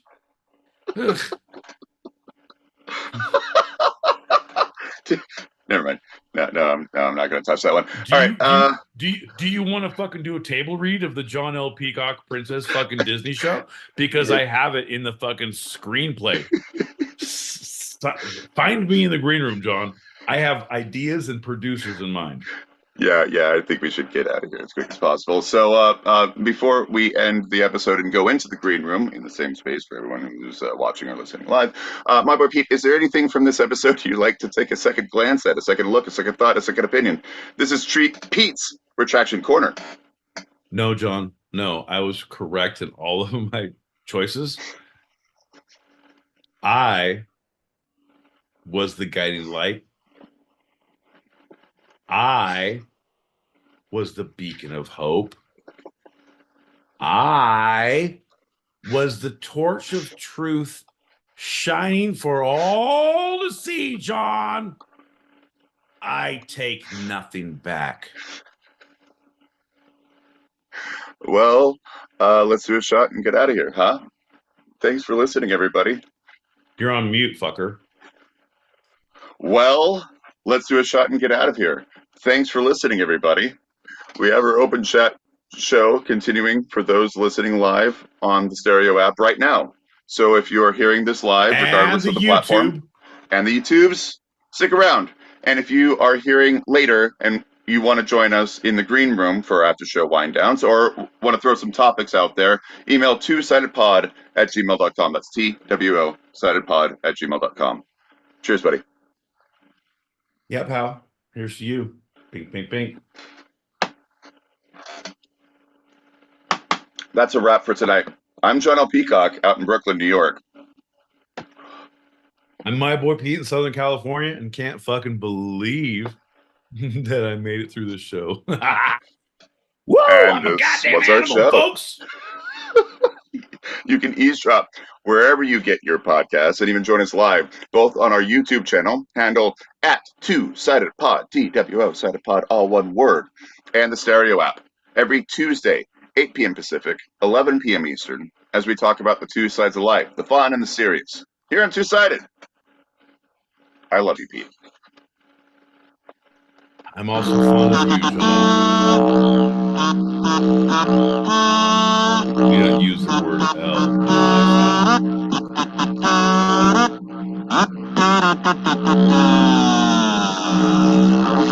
Oh, shit. Ladies and gentlemen, boys and girls, children of all ages, the smoking llama has entered the building, and the smoking llama will lead you to the green room. Folks, follow my voice, follow my lead, follow my friend here, John L. Peacock, at two-sided-pod, all lowercase, all one word, at two-sided-pod@gmail.com. That's at two-sided-pod. Doesn't make sense what I'm saying. Doesn't matter because this is what we call a motherfucking segue. John, are we clear? In 3, 2, 1. Show me what you're doing all about it. Come on, John, are we done? The fuck. Fair enough. Folks, we are now in the green room. Ladies and gentlemen, boys and girls, children of all ages. Holy shit. We have done the impossible. We have bridged the international gap that is the two-sided pod. We have brought together the two coasts, the East Coast, the West Coast. It's a whole conglomeration that should not be talked about at this point. Oh, wait, John is here. And he's not even getting in. Doesn't matter. You know what? Doesn't matter. We don't need John. Where we're going, we don't need John. Folks, you ever danced with a ginger in the pale moonlight? Well, you're going to do so tonight. Here we go. We're going to invite him in. We're going to even start. We're going to see what happens. Fucking crazy town. That's what I think. Oh, listen to him. He's rattling around like a fucking hunchback in Notre Dame, checking on the bells. Just fucking rattle around your old cage, John. Rattle, rattle. Not to be confused. Not to be confused with Robble Robble, which was Grimace. I'll have you know the sex symbol of McDonald's or Mackie D's for our friends in Australia. Down under, right? Fucking Mackie D's. Fucking Grimace. That guy fucks. I'm telling you what, if you get a Mackie D's calendar, should be all Grimace. Tell me I'm wrong, John. Hey, bud. Hey, pal. Hey, are you putting your... God damn it, John. I can't play the messages when you do the thing and you're doing the thing. So we're going to go ahead and just vamp while John makes a hot pocket and fucking...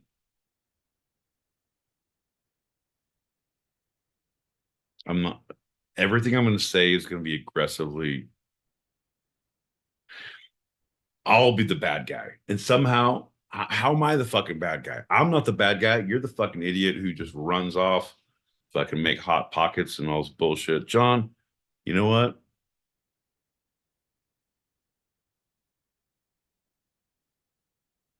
John,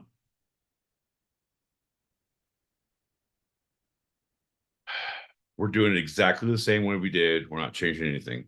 We're doing it exactly the same way we always play messages. You figure it out. Otherwise, you get on early and you work with me on the fucking sound check. Do the same way you fucking do it now. Shut the fuck up. Shut the fuck up.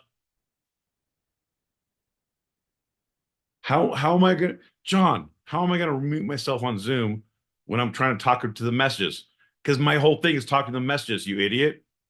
You're a fucking idiot. Pee in a bottle. Pee in a bottle. Make a hot pocket in your fucking...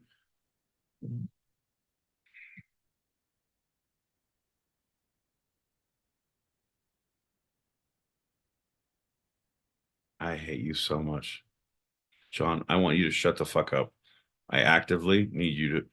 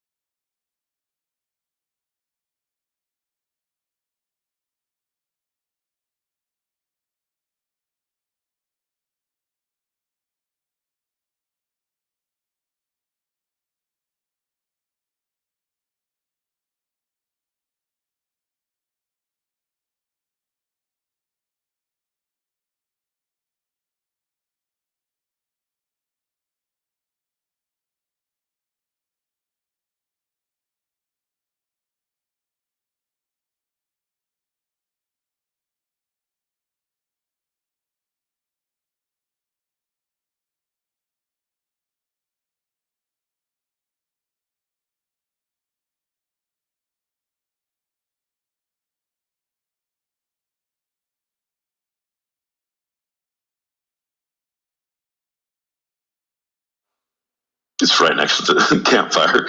So there's a campfire, and there's like a personal fucking person.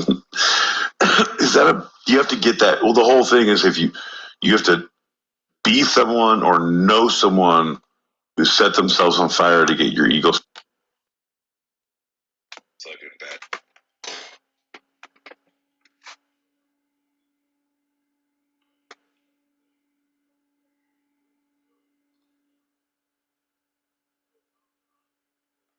Thing. Hey, John. Hey, buddy. Hey, John. Hey, pal. Hey. Hey. Hey. Hey. What I need you to do is show up at the call time to run a sound check instead of if you were being a full-on maverick and taking care of business like a normal person would, but you don't on an active daily basis. You are letting us down at every step of the level. The only thing we can depend on you for is extra vitamin D, John. And right now you're like, it's going to be fine. Do some different things of a different thing and a different thing we've never tried. Hey, do it the same way. And shut the fuck up. Remember how you weren't talking before? And you didn't do anything before? Do that. Do exactly that. But nope. There's a few more messages, John. There's a few more messages that is going to let me play those to calm down for your fucking ginger fuck your couch stupidity. I realized there's a fucking whole hate group on gingers. I was watching a comedy show and like people did a set about hating gingers and it was like specific and aggressive, like Jesus Christ. Like I've never heard a fuck gingers set. Like specific, like, oh, my partner, like, no, you know who I fucking hate? The goddamn Swedes and the gingers. What the fuck? I listened to the whole thing, John. It wasn't wrong. Okay, it's funny. Fuck the Swedes and fuck you gingers. Let's play some buses. But shiv. Quiet. When someone says May 7th, 28th of May, bitches. 28th of May. I know I have the day off work. Are you talking about my 4-day weekend? Did you know about my vacation schedule? Are you coming to town? Are we fucking hanging out? What the fuck? This is awesome. I was going to go to Colorado, but if you're coming to town, we're going to watch fucking cartoons and cartoons. Sorry, I feel like, yeah, maybe Marvel shit, but I feel like we'll just stick with the cartoons. Don't quote me. Let's just be fucking easy breezy and see how it goes. I actually have put myself in protest. I was protesting about the amount that my local beauty salon charged for a bikini wax. I used a home wax kit. I needed a lot of aloe vera afterwards. Nobody needs those graphic details. Fun. Self-immolation. Okay, thank you. Bye.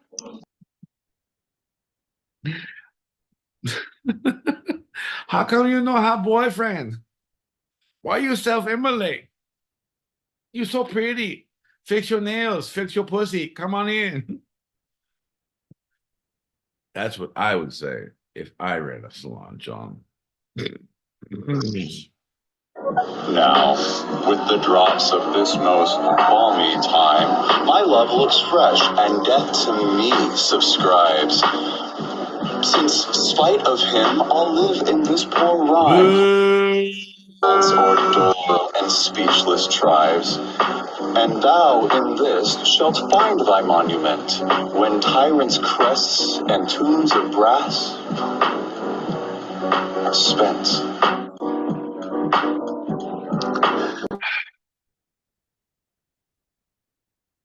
Though we come on Tuesday, so naughty. If you guys think it's cool, want to see a dead body, just follow my boy Pete through the storms, through the streets, into the forest, where no souls can repeat. Your screams won't be heard as the gingers before. John will probably put himself on mute. What a bore. Doesn't matter, John. Doesn't matter. Shut your mouth.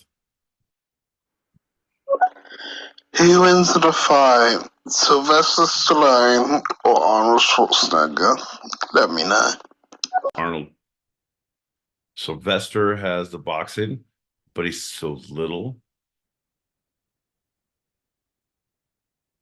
And he's more, I feel like it's like the mass. I feel like it would be more of a sissy fight. Honestly, as much as we want it to be great, I feel like there'll be a lot of slapping and hair pulling. But I feel like Arnold would win because it would go to the ground and he would use his bulk to just subdue. Arnold Schwarzenegger, final answer. Wait, what? My boy Pete has never heard an I Hate Ginger set? So, I refer you to the Two-Sided Pod every single episode. Bro, pop in for this one. No, there's only one left, and I was like, I shouldn't, but no, I have to for that. Yeah, of course. Shh. There's more for it. Shut your mouth. I'm not done yet. The new Conan O'Brien travel show on HBO Max. Yeah. His final episode, he goes to Ireland and he goes to a linguistic person who's like helping him do a thing.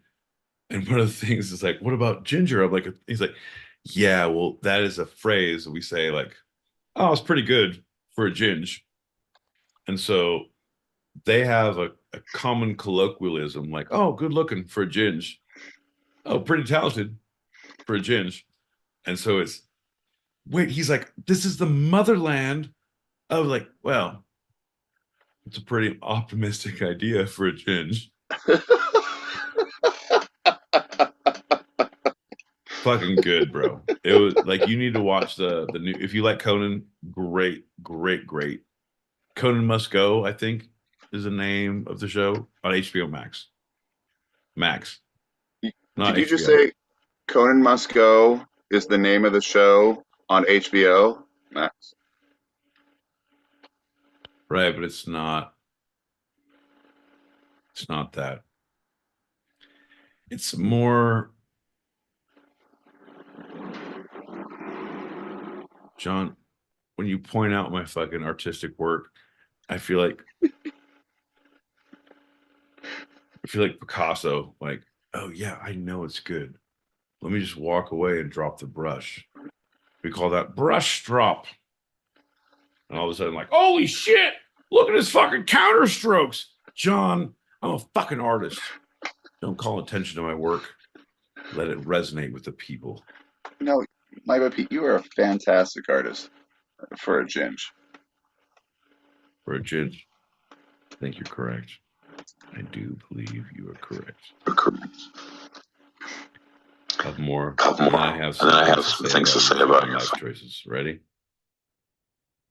Down, down, down, down, down, down, down, down. The 8th of May. The 8th of May.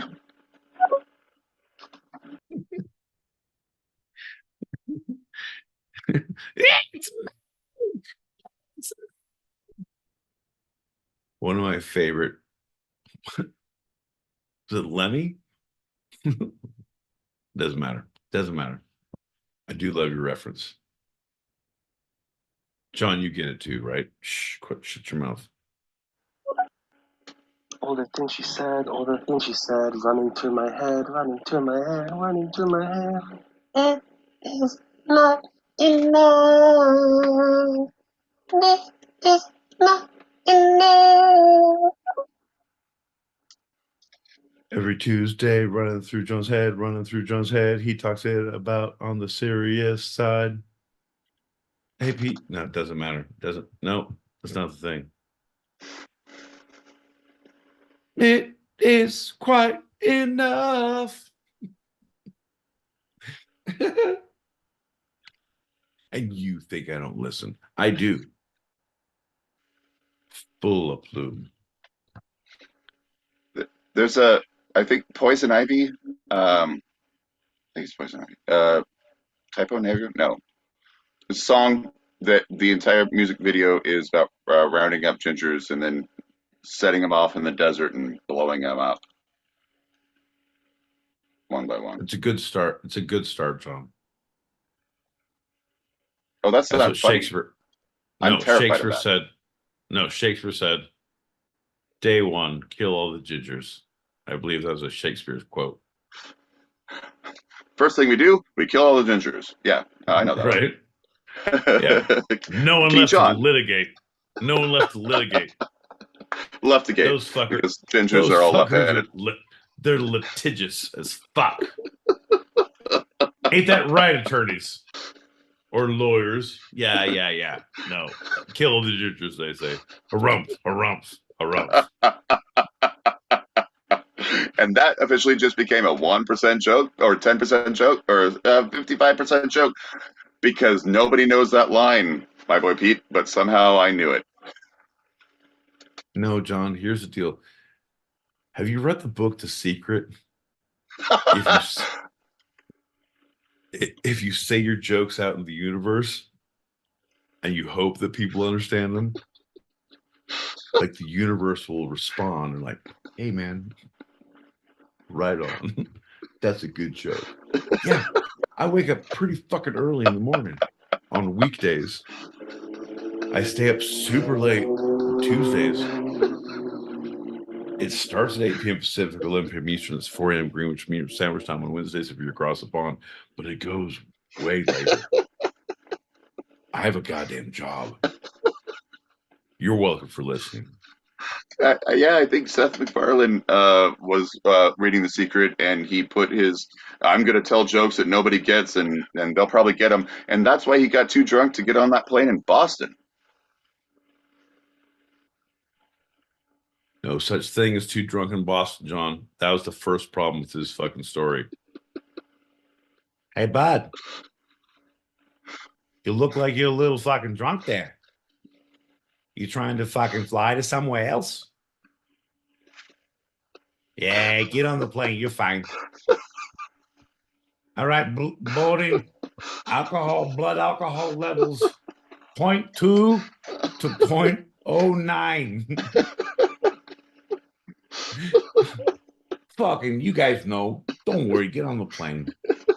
And that is how we know he's lying, John. You didn't think I had a fucking Boston accent in me.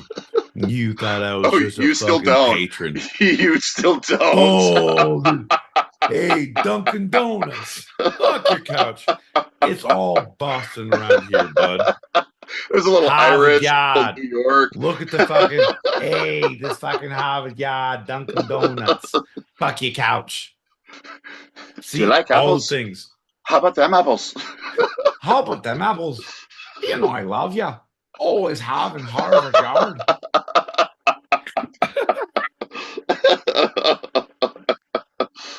Think you're better than me, John? Well, you could be. But you'll only know next week on Tuesday, 8 p.m. Pacific, 11 p.m. Eastern. That's 4 a.m. Greenwich Mean Sandwich Time. If you get your Scratcher card, Scratcher. Shut your mouth. Scratcher. Scratcher. It's with a SCR, Scratcher. Folks, if you like the New York State Lottery, you'll love the next promotion that we have coming at you. If you get a two-sided Scratcher card and you buy a 40 ounce of Cobra malt liquor at any bodega and drink that malt liquor during the two-sided broadcast, you fucking win. We'll do a shot with you. to find out all the secrets. Tune in next week. Same two-sided time, same two-sided channel. Fuck yeah, bodegas. They don't get enough fucking goddamn talk about it. You know what I mean? Oh, black ass. How come you know Munis earlier, eh? Shit like that, bro. Some of the best sandwiches I've had have been in a bodega. Some of the worst weed I bought has been in a bodega. Some of the nicest and meanest cats I've ever met have been at bodegas. Sometimes the same cat. We all have bad days, John. Especially when we're getting chopped cheese. You know what I mean, bud? There you go. Here's the deal. Shout out to chopped Folks, cheese. if you don't know, now you fucking know. Chopped cheese, New York City. Don't fucking sleep on it. Don't fucking think about it. When you walk by, it's like going to fucking Florence, Italy. You're walking by a fucking place, you're gonna get a little taste of pasta. You're gonna get a slice of pizza. You're gonna get something delicious from the city. It's Some beautiful. gelato. Eat your fucking way through the fucking city the same way you do through Brooklyn. Get a goddamn roadie. Oh, there's a bodega. Get a chopped cheese. Hurt feelings. It's greasy as fuck. It's worth all of the hurt. I promise you. You'll sleep when you're in Queens. Oh, it's the wrong one. Sorry. There we go. John's ginger fat fucking sausage fingers strike again. John, if all of the salt intake you've had in the last 4 days is taking a hold too much, just mash your palm into the keyboard and see what happens. I hope to get a dialing wand. Pop that packet.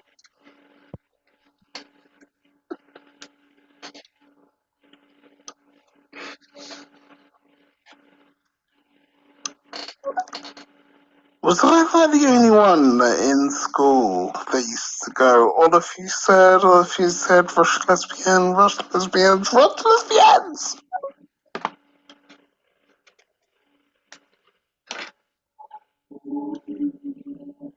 Yep.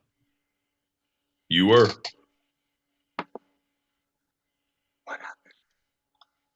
He said, was I the only one in school who said, and I only heard rush lesbians, rush lesbians, rush lesbians, rush lesbians. Yeah, me too. So we had dykes on bikes, but I don't know about rushing lesbians. Too soon? Too soon. Look at him. He's fucking reaching. Look at you. You simple fuck.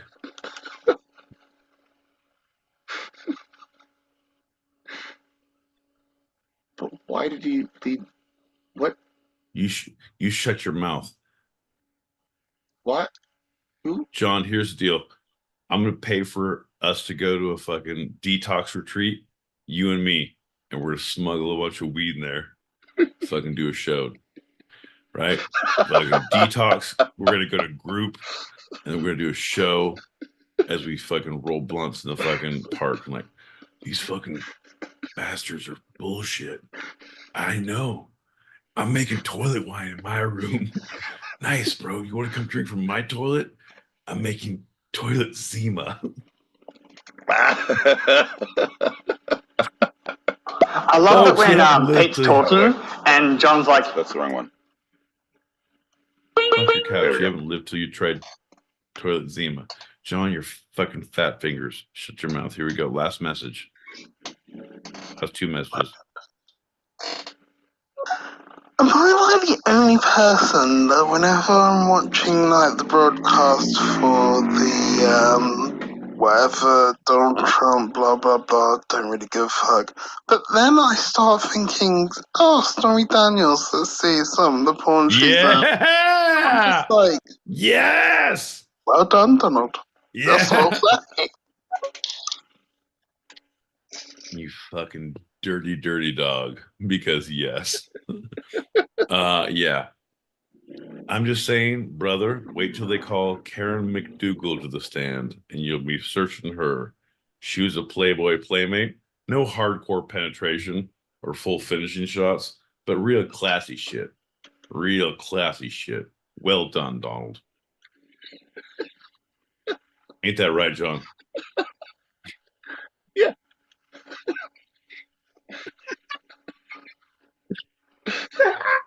Shut your mouth one more. From across the pond. What is a chopped cheese? I'm familiar with the word cheese. What is a chopped cheese? Do you mean grated cheese? Like cheese that's been put through a grater? I don't know what it is. Can you tell me what it is? Thanks. Yes. Yes, we can. Granted, we could tell you what a fucking smash burger from the hotel you were staying at if we had to eat one. But you and Drew went there and it was not impressive, and you guys are fucking assholes for not inviting me. But I digress. John, a chopped cheese. John, what they do is they take beef. It's a sirloin, like not ground beef. It's kind of ground beef, but shredded. Would you say shredded beef? Yeah, shredded beef. It's rough chopped beef. It's a steak that's been roughly chopped, roughly grated, and they take that. What you would put into like a taco or a burrito, right? But it's steak. It's not ground beef, right? It's steak, and they take that and they chop it up. They cook it and they chop it up and they put cheese on it, and they use two little fucking tong things and chop. It's like I wanted to make a fucking volcano onion. Like chop, and throw a shrimp in my mouth, but they don't. They just chop, and like fold it up, and like beef and cheese all chopped, and it's delicious. And they put it in a roll that's been like toasted on the thing, on the grill. They're chopping it on the beautiful thing you can do is in a bodega, you can pull anything they have in the store, like throw this in the sandwich or make this the bun, so you can get a fucking sweet bun, like a sweet roll. Like a croissant. Like make this or a fucking Little Debbie sweet roll. Get two of those, and like give me a chopped cheese on Little Debbie's, and they will do it, and it's crusty and delicious and delightful. And fuck your couch if you judge me. Yeah, diabetes is a fucking thing that we need to focus on.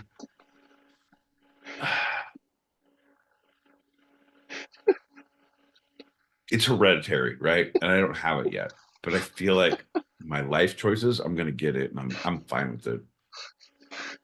Yeah. Could I get a chopped cheese in a Twinkie, like hot dog style? Yeah, and a diet soda. I'm watching my fucking girlish figure. It's about 2-piece season in this bitch. Oh, look, I gotta go to the bay with my 2-piece. Fuck your couch, John. This fucking gay. So you told them exactly what a chopped cheese is, and then we made it very confusing. No, but it is that. It is meat, cheese, chopped on a grill with like lettuce, tomatoes on a hoagie roll. On a hoagie roll. Toasted, and they pull it up and they wrap it and they cut it and like, hey, here you go. You want anything else? Like, Jesus Christ. Normally you go in because you're like, oh, breakfast burrito, or like give me a croissant with ham and cheese or bacon and egg and cheese, and you're thinking of those because it's breakfast. Fuck your couch. Chopped cheese. Get a chopped cheese. If I can give them a Little Debbie, if I can tell them to put a Twinkie on top, you will not regret your choices in life. That's a goddamn promise.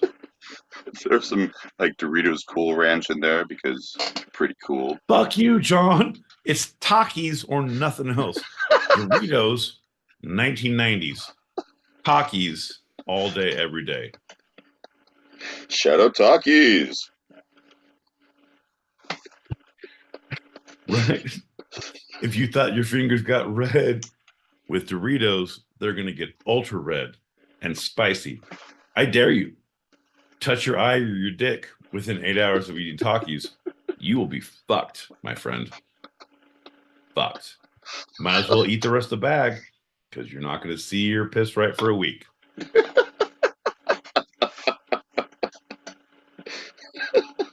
Talkies. Folks, the two-sided pod is brought to you by Talkies. Don't touch your dick. Over your eyes. Well, John, we're sponsored by the American Optometrist Association, so we don't talk about eyes. That makes sense. That's our whole thing. That's our bread and butter. Now, I totally know you said we can make all the dick jokes we want about talkies and dicks, but stay away from the ocular ha-has, if you know what I mean, bud. That makes sense. That makes sense. I know you totally said you're not going to see or piss right for a week. I very much heard you're not going to see your piss right for a week. And that just sparked the imagination right there. Right. There's nothing like a callback that takes us back to reinvent what was heard and said. Folks, if you like comedy, well, you're in the wrong fucking place. We are the Two-Sided Pod every Tuesday, 8 p.m. Pacific, 11 p.m. Eastern. It's 4 a.m. Greenwich Mean Sandwich time. And John L. Peacock will slowly remind you of that throughout the podcast. And my boy Pete will quickly remind you about that throughout the podcast. Goddamn straight, John. It's like fucking I'm vaudeville and you're fucking The Notebook. This is bullshit. I'm here for the ha-has. You're here for the emotional catharsis. Fuck your couch, John. I'm more like Silver Lining Playbook. It's different. No. You just want to say a movie with Bradley Cooper in it. Like, I think he's a fucking caring nurturer and he'd really take care of me. John, this motherfucker was in all of the hangovers. He makes bad choices. I don't give a shit if he was in The Conductor. You're wrong. You're wrong.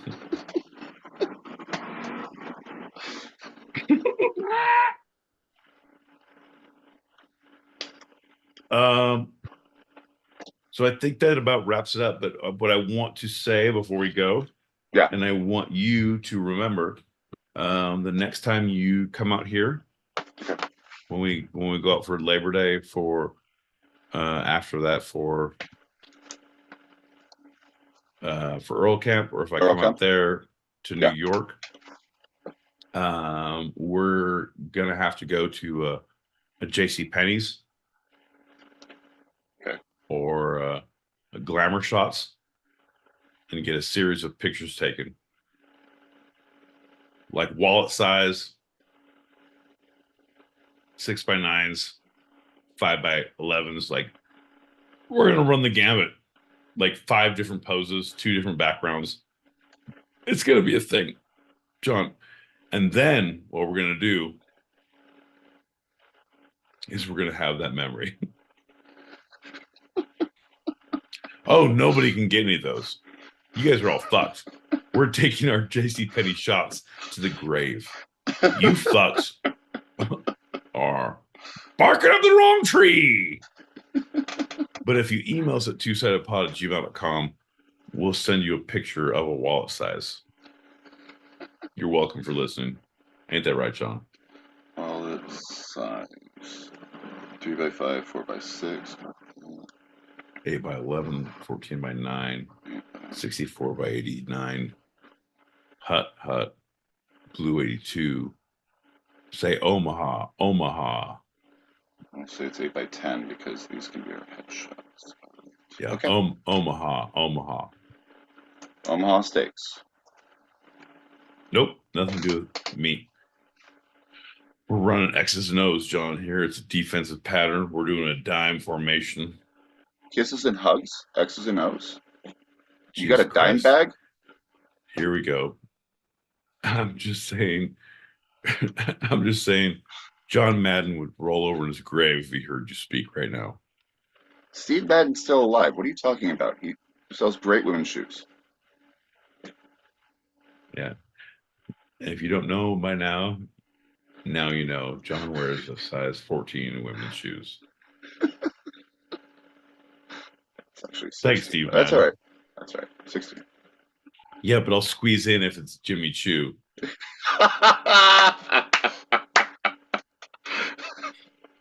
You think I don't know about fashion and how much those fucking sizes cost, John? Jesus Christ. Welcome to the fucking party. You want to do a shot and get out of here? Yeah, no, I'm good with that. I think the best that we could ever hope for is the worst we could possibly expect.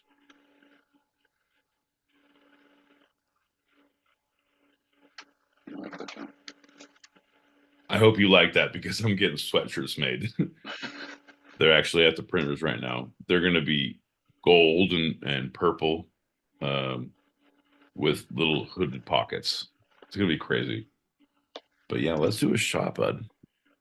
I feel like you've earned it. You know what I mean? Like, you've done a lot of work here. You haven't read the room very well. You spent a lot of time in the fucking John making hot pockets, doing things that no one needs to know about. But I'm fucking putting blast on you. But I think, John, this is the time when you come to Jesus. It's an altar call from my boy Pete, John.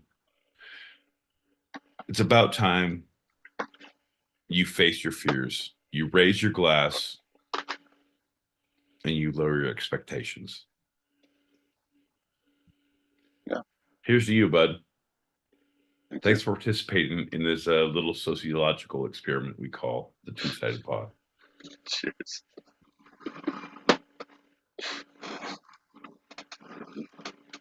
Oh, no. That was a big one. You're a big one. That's a big... Shh, shut your mouth. Shh. Shut your fucking mouth and then nothing else. Okay. John, thanks for tuning in. It's always a pleasure.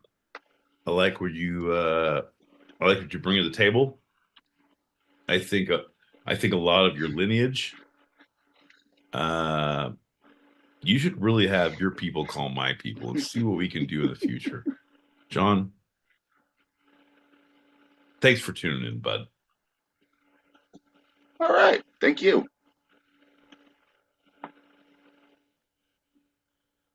All right. And that's been our show, folks. We'll see you here next Tuesday, 8 p.m. Pacific, 11 p.m. Eastern. That's 4 a.m. Greenwich mean sandwich time. If you don't like sandwiches, that's the time it'll be on Wednesdays. John, fuck your couch for not helping out and closing the show. Oh, right. That whole thing. Yeah. Tell them where we'll be next time. Sorry. There we go. Jumping in, coming in for a button. John, love you, bud. Have a good one. See you next